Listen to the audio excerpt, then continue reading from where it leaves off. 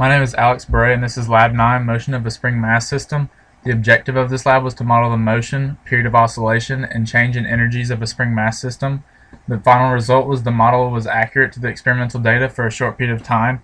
The periods of oscillation for the x and y direction are different because of the force of gravity, and the total change in energy is always zero because everything is a part of the system. Here's the tracker video.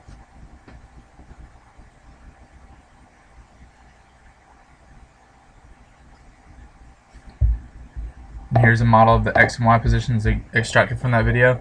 To find one period of oscillation, that is the time it takes to make a one full oscillation. So I use this formula: T equals T2 minus T1. T2 is the final time of an oscillation, and T1 is the initial time of an oscillation. So the period of one oscillation for the x direction was 1.619 seconds. And using the same formula for the y direction, it was found to be 1.714 seconds. To model the data, I made a code. Here's a run of that model. As you can see, it models it very well, is accurate.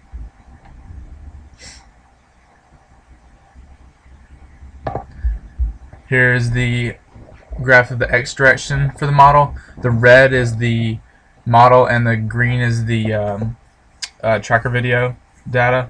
I used the same formula to find the period of oscillation for the model, which was for the x direction found to be 1.641, and for the y found to be 1.558. So both of those times were fairly close to the model's periods of oscillation. For the change in energy, the red is the kinetic energy, green is the gravitational potential energy, blue is the spring potential energy, and yellow is the total energy. Yellow is nearly zero because the total change in energy should be zero because everything is a part of the system. For the first question, what does it mean? Compare the period of oscillation you found from examining the x component of position with the period of oscillation determined from the y component position. Do they differ? If they do differ, can you explain why? The periods of oscillation in the x and y direction do differ because of the force of gravity. The force of gravity is only evident in the y direction and thus only affects it. For the second question, with your new choice of system to determine the work done by the surroundings, is the energy principle satisfied? The work done by the surroundings is now zero because there are no surroundings. Everything is now included as part of the system: the mass, the spring, and the earth. The energy principle is still satisfied because delta E equals zero, and delta E equals the change in kinetic energy plus the change in the spring potential energy plus the change in the gravitational potential energy plus work.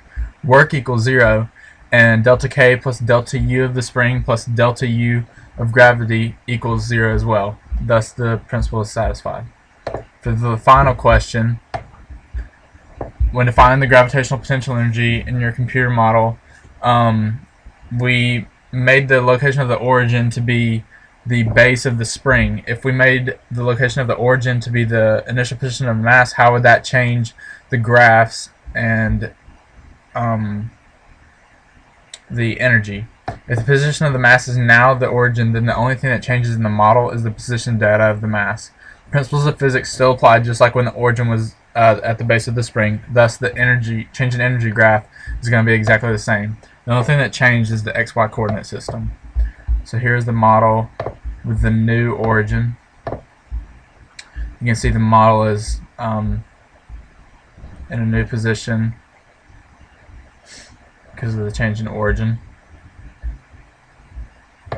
And here are the three new graphs. The red is the model and the green is the experimental data.